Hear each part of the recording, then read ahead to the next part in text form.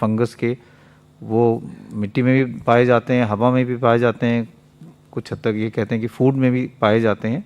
लेकिन ये फंगस जो है लो विरुलेंस है, यूजली इन्फेक्शन नहीं करता है।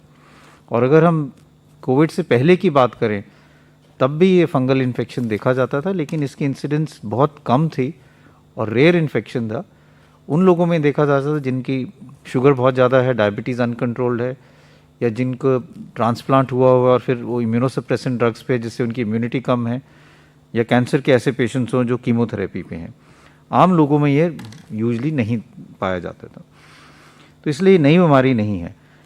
लेकिन कोविड के कारण और कोविड की ट्रीटमेंट के कारण इसके केसेस अब काफ़ी ज़्यादा देखने में आ रहे हैं। कई क्षेत्रों में काफ़ी अधिक मात्रा में केसेस रिपोर्ट किए जा रहे हैं। अगर हम एम्स की ही बात करें तो हमारे यहाँ ऑलमोस्ट 23 केसेस हैं जो भी एडमिटेड हैं जिनको ये फंगल इन्फेक्शन है कोविड के। 20 उनमें से अभी भी कोविड पॉजिटिव हैं और 3 कोविड नेगेटिव हैं।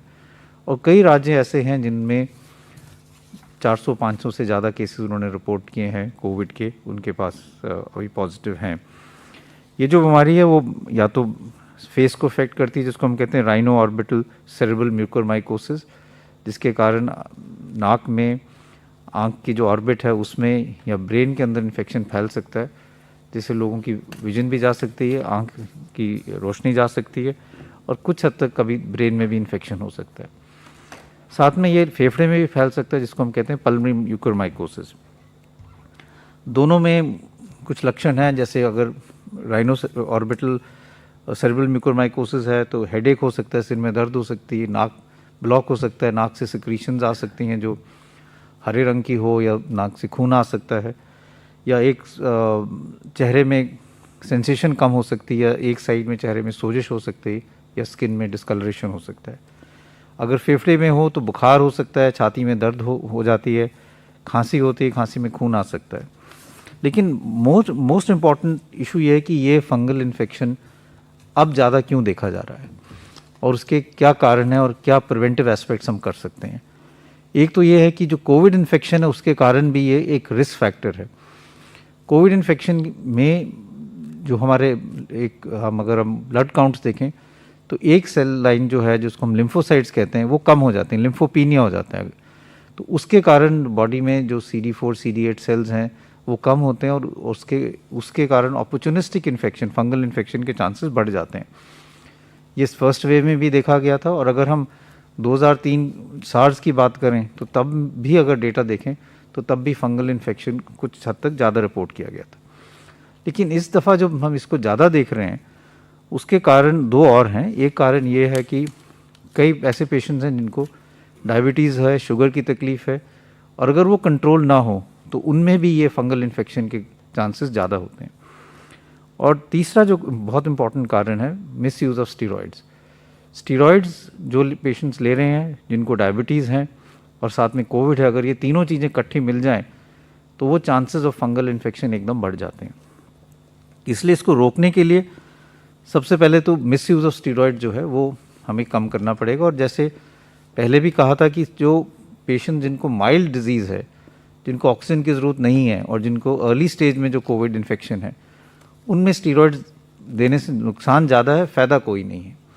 जो रिकवरी ट्रायल है उसने भी यही दिखाया था कि अगर हम स्टीरॉयड्स माइल्ड पेशेंट्स में देते हैं तो मॉर्बिडिटी और mortality because of secondary infection ज़्यादा होता है।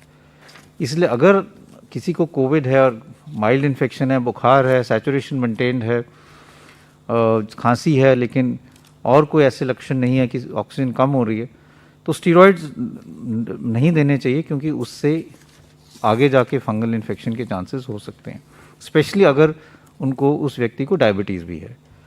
दूसरा है डायबिटीज़ या शुगर कंट्रोल, वो बहुत ज़रूरी है, क्योंकि जिन लोगों का शुगर कंट्रोल नहीं होता उसमें ये फंगल इन्फेक्शन ज़्यादा पाया जाता है। तो ये बहुत ज़रूरी है कि जिन लोगों को भी डायबिटीज़ हैं या जो स्टीरॉयड्स ले रहे हैं वो अपना शुगर चेक कराएं, क्योंकि कई दफ़ा किसी को ये पता नहीं होता कि मेरे को शुगर की तकलीफ़ है, स्टीरॉयड्स ले तो एकदम शुगर 300-400 पहुंच जाती है। तो इसलिए अपना शुगर भी मॉनिटर करें, और अगर डायबिटीज़ है तो और भी ज़्यादा ज़रूरत है कि जब कोविड इन्फेक्शन है या आप स्टीरॉयड्स ले रहे हैं तो शुगर को रेगुलरली मॉनिटर करें। तीसरी चीज़ ये है कि मास्क अपना लगा के रखें। जैसे मैंने कहा, ये स्पोर्स हैं, हवा में भी इसके फंगस हो सकता है। मास्क लगाना ज़रूरी है, स्पेशली अगर आप कोई कंस्ट्रक्शन साइट पे जा रहे हैं जहाँ पे इसके फंगस के चांसेस ज़्यादा हो सकते हैं। तो ये बहुत ज़रूरी चीज़ है कि अगर हम स्टीरॉयड ले रहे हैं तो उसको मिसयूज़ ना करें। दूसरा ये इंपॉर्टेंट चीज़ है, स्टीरॉयड्स का डोज जो है, हाई डोज स्टीरॉयड्स कई दफ़ा दिए जाते हैं, उसका भी कोई फ़ायदा नहीं है। डेटा यही कहता है कि mild to moderate dose steroids are good enough. अगर हम बहुत हाई डोज स्टीरॉयड्स देंगे तो शुगर भी बढ़ेगी, इन्फेक्शन के चांसेस भी बढ़ेंगे। तीसरा ये कि डेटा ये भी शो करता है कि 5 से 10 दिन तक मैक्सिमम स्टीरॉयड्स की ज़रूरत पड़ती है मेजॉरिटी ऑफ कोविड पेशेंट्स में। बहुत लंबे टाइम स्टीरॉयड्स देने से भी sugar control becomes more difficult और ये जो फंगल इन्फेक्शन है इसके चांसेस भी बढ़ जाते हैं।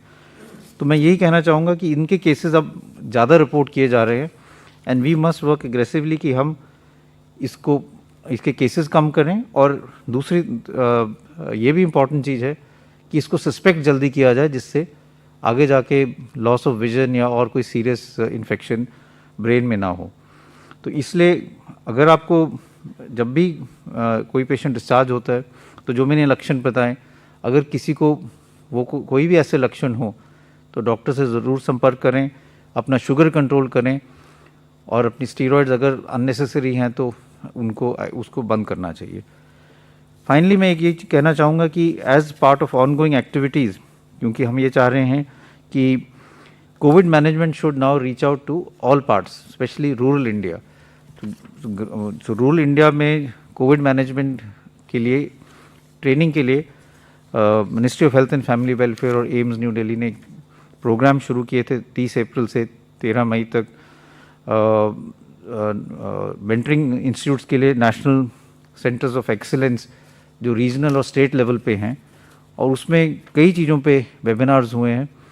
होम आइसोलेशन पे, मेडिकेशन फॉर होम आइसोलेशन पे, प्लाज्मा पे, ऑक्सीजन पे, वेंटिलेशन और आईसीयू मैनेजमेंट पे, ट्रीटमेंट पे, टेस्टिंग पे भी हुआ है, डायबिटीज़ के मैनेजमेंट पे भी, और एक्सरे के और रेडियोलॉजी पे भी वेबिनार्स हुए हैं।